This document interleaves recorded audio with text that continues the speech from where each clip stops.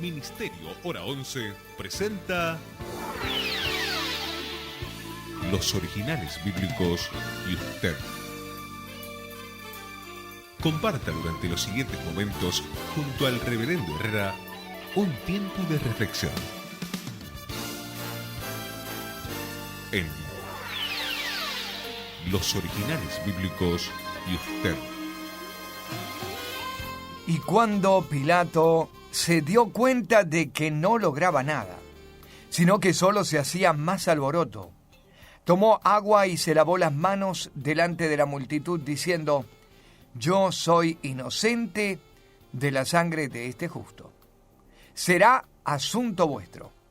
Respondiendo todo el pueblo dijo: su sangre sea sobre nosotros y sobre nuestros hijos. Entonces le soltó a Barrabás, y después de haber azotado a Jesús, le entregó para que fuese crucificado. Entonces los soldados del procurador llevaron a Jesús al pretorio y reunieron a toda la compañía alrededor de él. Después de desnudarle, le echaron encima un manto de escarlata. Habiendo entretejido una corona de espinas, se la pusieron sobre su cabeza y en su mano derecha le pusieron una caña. Se arrodillaron delante de él y se burlaban diciendo: ¡viva el rey de los judíos! Y escupiendo en él, tomaron la caña y le golpeaban la cabeza. Estamos en Mateo capítulo 27, verso 24 al verso 30 inclusive. Hemos estado considerando ya parte de todo este relato. Hoy nos vamos a detener sobre el año 70, su sangre sea sobre nosotros y sobre nuestros hijos, la expresión profética negativa, terrible, en contra de ellos mismos, tuvo cumplimiento una generación adelante. Mi nombre, Rubén Herrera, bienvenido a Originales Bíblicos y usted. Tu bendición, tu sanidad, mi corazón necesita más de ti. Confíame de tu unción para vivir en santidad. Solo deseo adorar y exaltarte, mi Señor.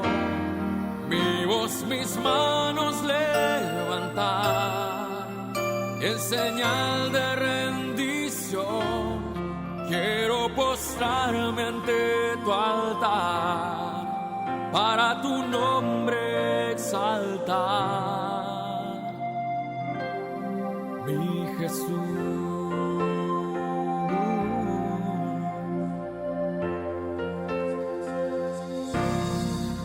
Dispuesto estoy a escuchar tu dulce voz, tu voluntad, hacerla viva en mi carne, oh Jesús. Dispuesto estoy a recibir tu bendición, tu sanidad. Mi corazón necesita más de ti. Confíame de tu unción para vivir en santidad. Solo deseo adorar y exaltarte, mi Señor. Mi voz, mis manos levantar en señal de rendición. Quiero postrarme ante tu altar para tu nombre adorar, mi Jesús.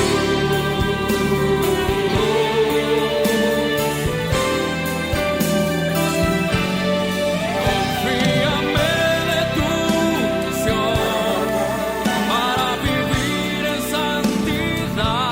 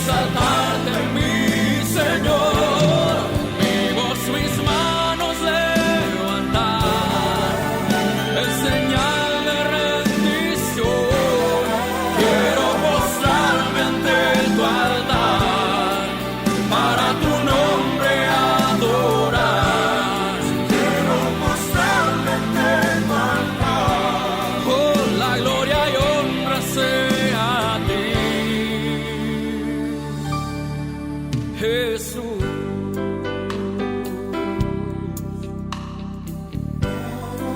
Y cuando Pilato se dio cuenta de que no lograba nada, sino que solo se hacía más alboroto, tomó agua y se lavó las manos diciendo a la multitud: yo soy inocente de la sangre de este justo. Será asunto vuestro. Entonces todo el pueblo dijo: su sangre sea sobre nosotros y sobre nuestros hijos. Hasta aquí Mateo 27, versículo 24 al verso 30, es parte de nuestro estudio el día de hoy. Hemos considerado ayer y en los programas anteriores el tema de Pilato. Su culpabilidad, no pudo deslindar responsabilidades, él era el juez, el procurador, el gobernador. La sentencia pesó sobre él, aún a pesar de lavarse las manos, aún de declarar 6 veces consecutivas la inocencia del Señor Jesucristo. Y cuando él trató de entregar este juicio en manos de los judíos, en realidad él podía haber librado a Jesús con toda tranquilidad y nada hubiera pasado, a menos que le hubiera asustado un poco, porque el peor terror de Pilato era alboroto en la ciudad, del que podía más tarde recibir reprimendas de mismo Roma, o incluso sacarlo del poder o del lugar de autoridad donde él estaba. Hemos hablado también acerca del lavamiento de manos de Pilato y hemos ido a una vieja tradición en Deuteronomio capítulo 21, versos 6 al 9, y en Salmo 26, 6, una tradición judía de deslindar responsabilidades de inocencia, etc. ¿Qué hemos dicho también? Nos hemos ido a esta expresión sea asunto vuestro, y desde el original la expresión más real para nosotros en esta expresión idiomática griega sería ustedes verán, o cosa de ustedes. Una expresión familiar para nosotros, algo como es asunto de ustedes, como está en esta traducción, será un asunto suyo. También hemos visto que antes la multitud, Pilato se lava las manos, pero la multitud va a expresar una sentencia para Jesús, que no es otra cosa que también una profecía en contra de ellos mismos.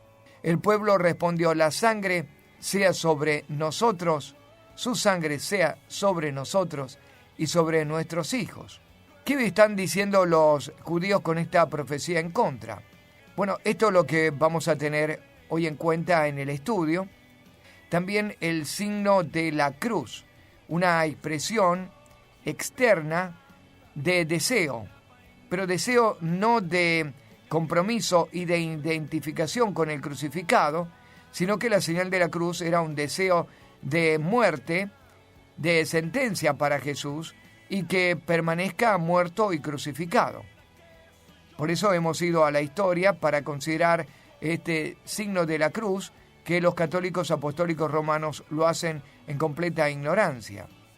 Su origen es en Tertuliano, allí a la segunda mitad del segundo siglo, y luego un poquito más adelante, ya en el año 700, ya en esa época vuelve a sentarse con San Inocencio.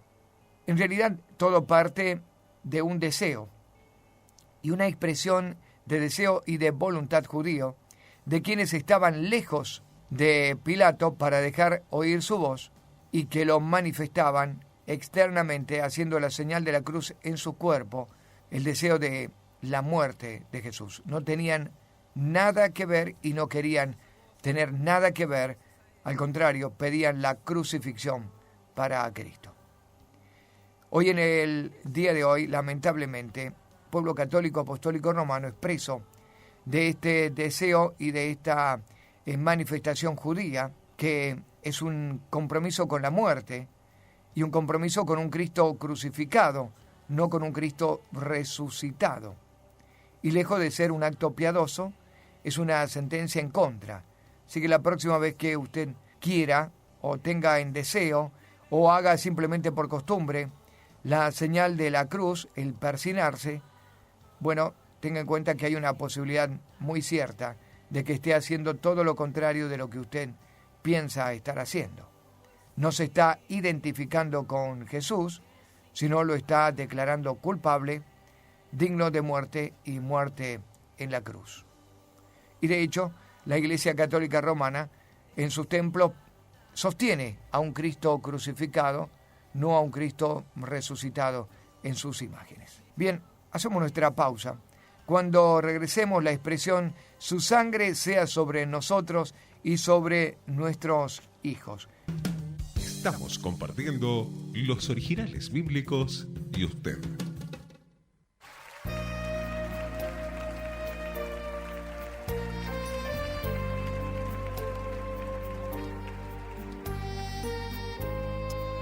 Señor, enséñanos a esperar en ti, en todo momento. Esperar en ti, difícil sé que es. Mi mente dice no, no es posible.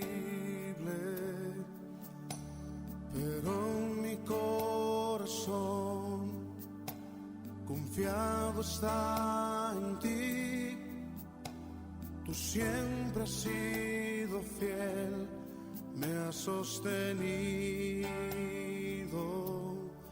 y esperaré pacientemente, aunque la duda me atormente. Yo no confío con la mente, lo hago con el corazón y esperaré en la tormenta, aunque tardare tu respuesta. Yo confiaré en tu providencia, tú siempre tienes el control.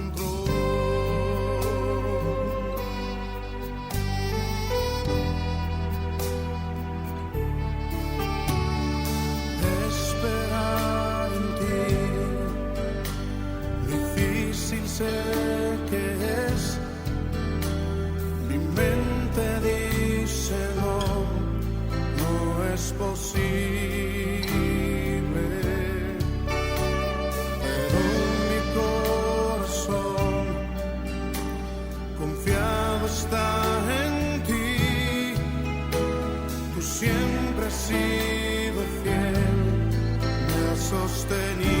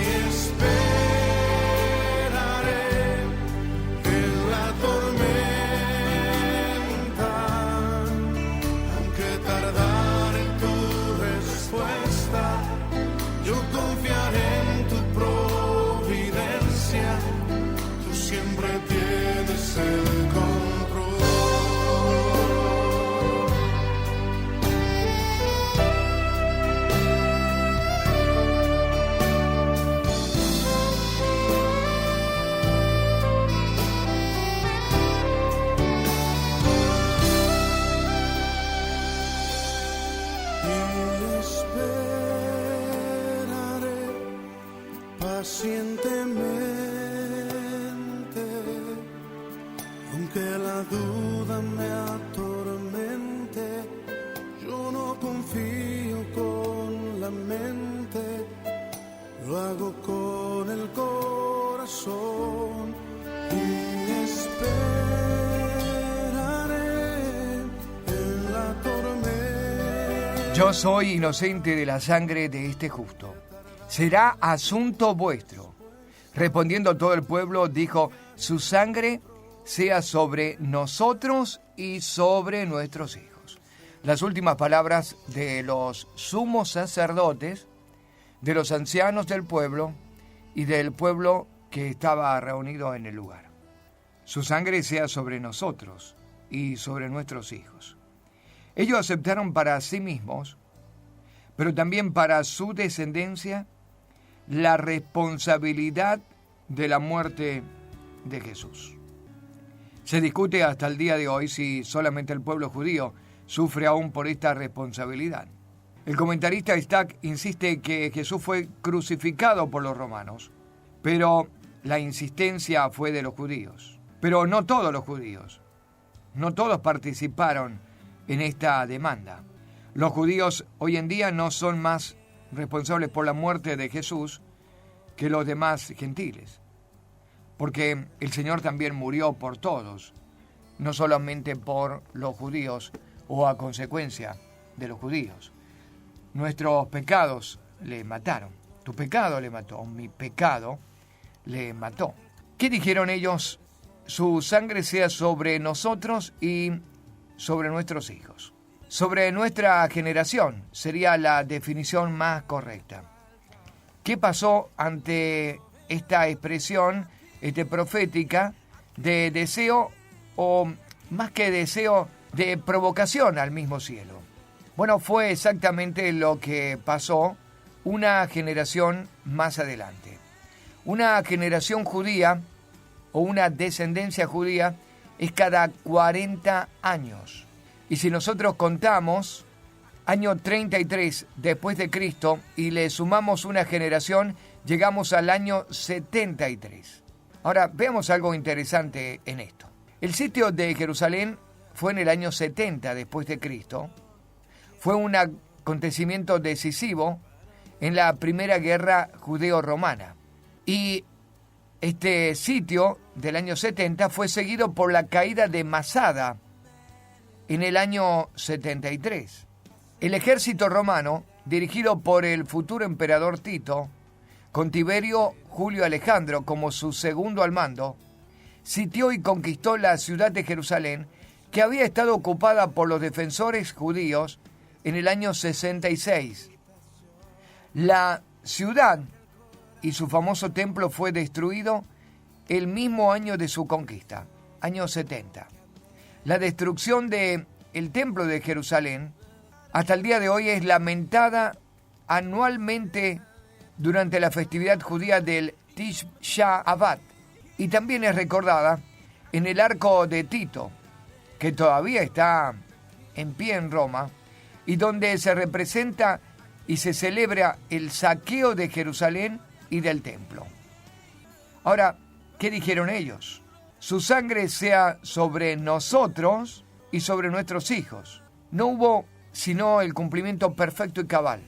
Ellos murieron, algunos antes y otros terminaron de morir en el año 70 y luego en la caída de Masada en el año 73. Durante los años siguientes, durante toda esa generación, en el cumplimiento de esa generación que ellos habían profetizado, murieron absolutamente todos aquellos que dijeron crucifícale, crucifícale, o aquellos que tomaron sobre sus propias vidas y la vida de sus hijos la responsabilidad de la muerte del Señor. Ahora, ¿cómo comienza esta historia? ¿Cómo comenzó el derrumbe y el cumplimiento profético? Lo vamos a ver en el próximo bloque. Nuestra pausa, ya volvemos con más originales bíblicos y usted. Estamos compartiendo los originales bíblicos y usted.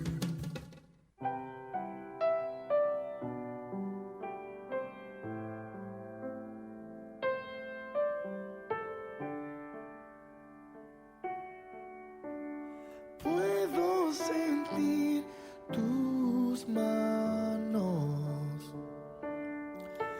sanándome.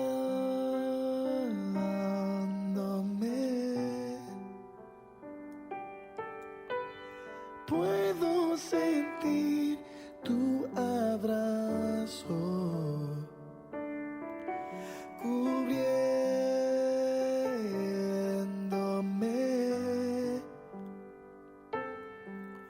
en cualquier parte del mundo. Si estoy contigo, estoy seguro.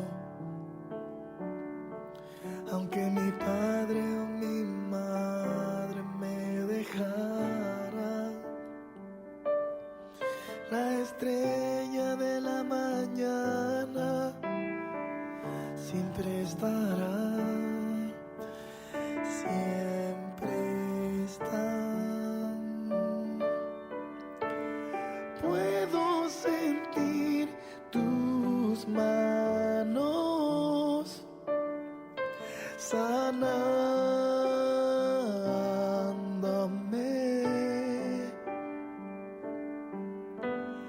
Puedo sentir tu abrazo cubriéndome.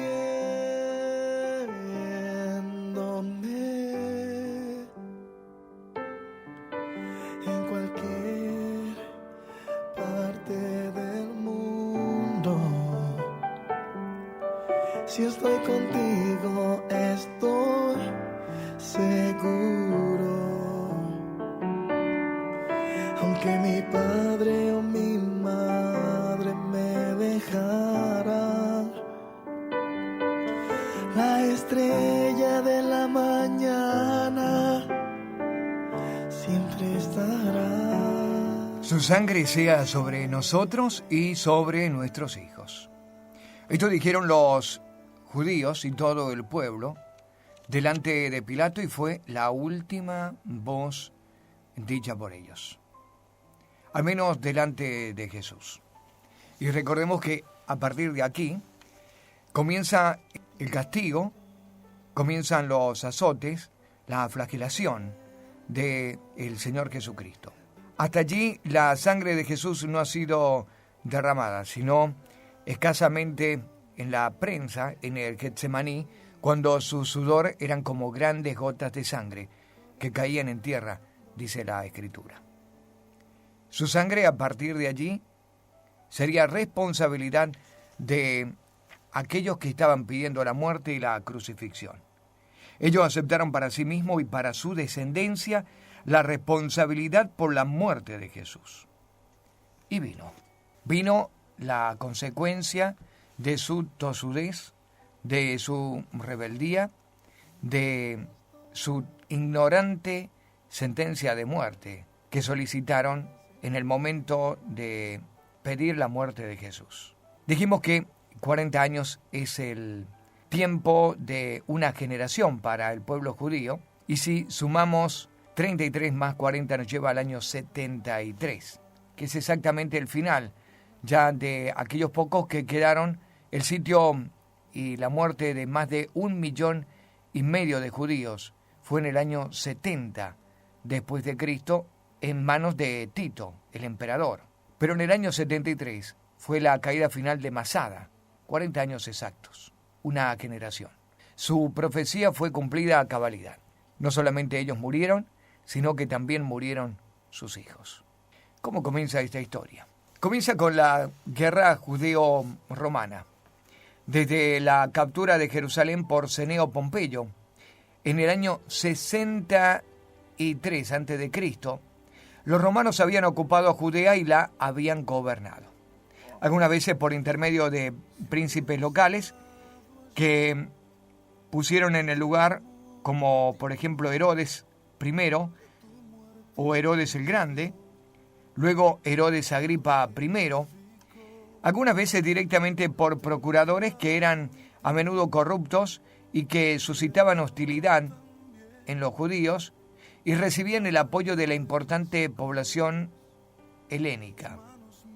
Según Flavio Josefo, el historiador judío, las causas inmediatas de la revuelta, por lo menos en el año 66, fueron por un sacrificio pagano ante la entrada de la sinagoga de Cesarea Marítima, seguido por el desvío de 17 talentos de el tesoro del templo de Jerusalén por el procurador Gessius Florus. El acto decisivo, que significó la ruptura con Roma, fue la decisión de Eleazar ben Ananía, quien estaba encargado del cuidado del templo. Eleazar ben Ananía no aceptó más el sacrificio cotidiano para el emperador romano. A eso vino el asesinato también del emperador Nerón en el año 68, y esto llevó a Vespasiano a lanzarse a la lucha por la dignidad imperial. Sin embargo, interrumpió la guerra contra los judíos para ser coronado en Alejandría. Los combates entonces tuvieron un periodo de calma que los judíos no supieron aprovechar para agruparse. Ahora, con el ascenso al imperio asegurado, Vespasiano parte hacia Roma y deja el comando de las legiones de Judea a cargo de su hijo Tito. Tito abandona Cesarea poco tiempo después de la Pascua del año 70 y asedia a Jerusalén en busca de dar inicio, según Dion Casio, a las negociaciones. Allí comienza este dolor para el pueblo judío con el asedio. A pesar de que la primera guerra judeo-romana, los celotes tuvieron éxitos iniciales en repeler a los romanos, en expulsar a un gran número de legionarios fuera de Judea. A pesar de esto inicial, pero al no tener un buen líder, empezaron a pelear entre ellos. Y allí creció la falta de disciplina, de formación y de preparación para las batallas, lo que llevó a no estar a la altura de la circunstancia y esconderse en las murallas de Jerusalén. Cerraron Jerusalén por todo un año. ¿Qué pasa internamente en este relato también? Ha comenzado para los judíos un periodo muy importante. Según ellos y sus cuentas, están en la generación 14, desde la deportación o el regreso de la deportación a Babilonia, han contado 14 generaciones. Y esto significa que están esperando el Mesías que iba a surgir. De hecho, entre esta pelea interna de celotes, habían surgido varios que se nombraban o autodenominaban el Mesías o el Cristo. Había mucha falsa esperanza en el pueblo de que el Mesías, el Cristo, iba a regresar entonces. Esto hizo asegurarse aún más la ciudad y encerrarse a la espera del surgimiento del Mesías Salvador. Internamente, ellos están en la generación 14. En sus mentes están esperando el descendiente de David. David, como hemos explicado en otra oportunidad, es y representa el número 14. La D, la B corta y la D suman el número 14. Los números que se van sumando a este nombre hebreo que tiene o adquiere un valor numérico de 14. Ellos entonces toman esta iniciativa. Nos vamos a quedar acá. Ellos han perdido ya de vista y han pasado 40 años de la muerte de Jesús. Ellos no habían llamado ni prestado atención como el Cristo. En realidad, un error de cuenta de generaciones, lo está metiendo en este sitio y está haciendo para ellos su propia sentencia de muerte. Nuestra pausa, ya volvemos con más Originales Bíblicos y usted. Estamos compartiendo los originales bíblicos y usted.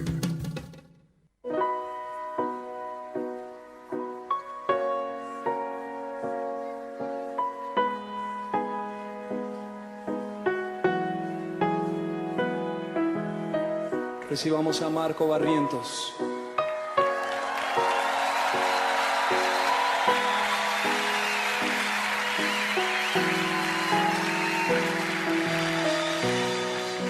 Dios de mi corazón, en ti encontré mi salvación. Tu gloria y majestad quiero siempre contemplar. Tú eres mi adoración y mi eterna canción.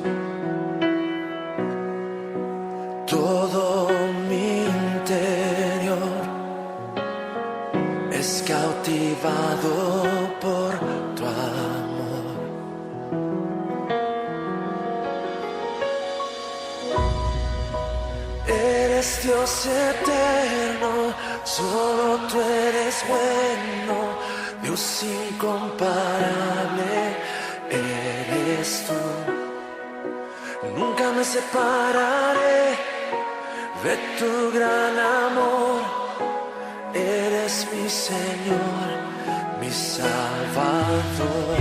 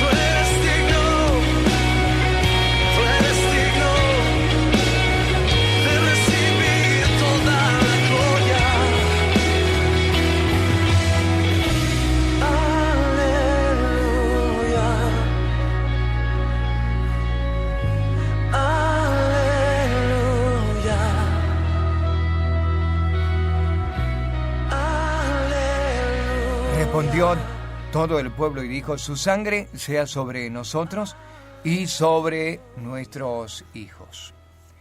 Flavio Josefo afirma que 1.110.000 personas murieron durante el asedio a Jerusalén, de los cuales la mayoría eran judíos. Además, 97.000 fueron capturados y esclavizados, incluidos Simón Bar Yora y Juan de Iscalá, los dos líderes que se disputaban el estado de Cristo y de Salvador entre los judíos. Muchos huyeron a las zonas de todo el Mediterráneo.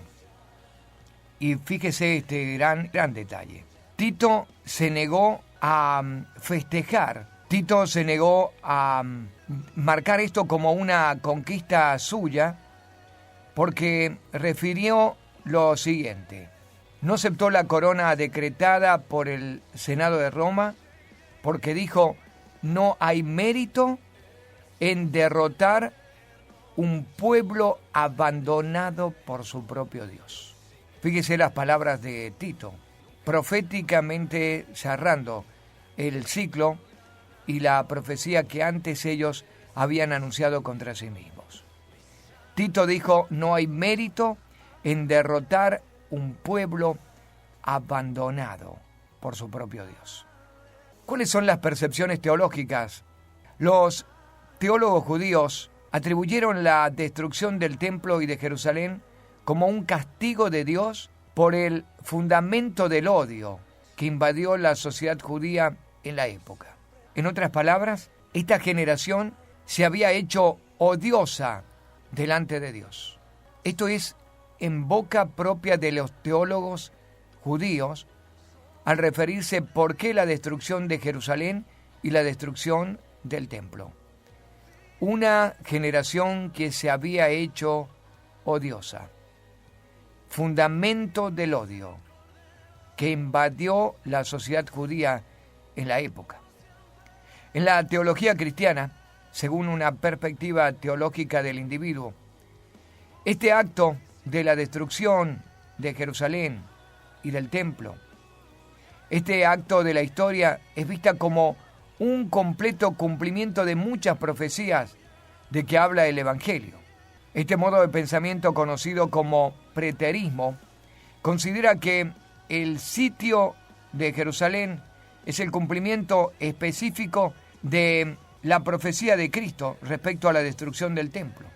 Puntos de vista teológico, preterismo y premilenialismo son diametralmente opuestos, pero todos y cada uno de ellos toman un significado en una cantidad de pasajes que se encuentran en la Biblia. Cada uno va a dar una explicación del por qué. Nosotros, tímidamente, queremos asegurar esto. No fue otra cosa que su propia profecía en contra, cuando ellos dijeron: la sangre de este sea sobre nosotros y sobre nuestros hijos. Allí cerraron la etapa más oscura y terrible de sus vidas, con propia sentencia de muerte. En otras palabras, y ya terminando el programa de hoy, los judíos no dieron una sentencia para la muerte de Jesús solamente, se sentenciaron a muerte también, crucificando al Hijo de Dios. Y lo hicieron de la peor manera. 1.110.000 judíos murieron. 1.110.000 judíos fueron responsables de la muerte de Cristo Jesús 40 años antes. Mi nombre es Rubén Herrera. Mañana estaremos compartiendo, Dios mediante, los versículos que siguen. Vamos a ir al pretorio, vamos a ir a ese patio romano. Hay una guardia romana que se ha reunido completa para hacer burla, escarnio de Jesús. Lo vamos a estar considerando en nuestro próximo programa. Gracias por su compañía. Bendiciones.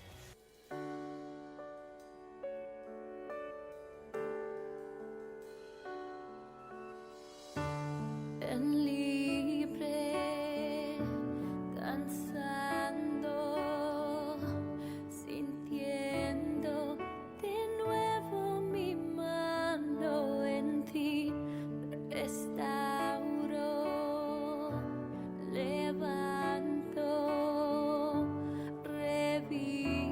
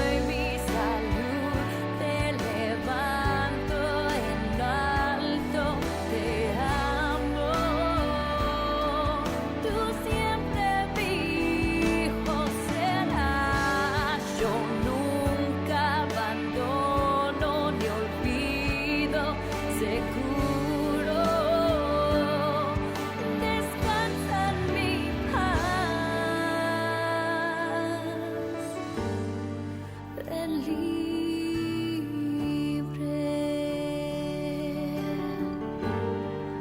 ven libre,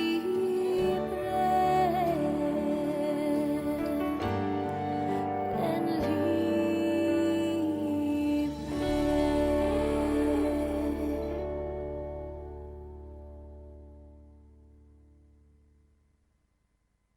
Ministerio Hora 11 presentó Los Originales Bíblicos y usted. Nos encontraremos en nuestra próxima emisión, siempre por esta emisora. Muchas gracias.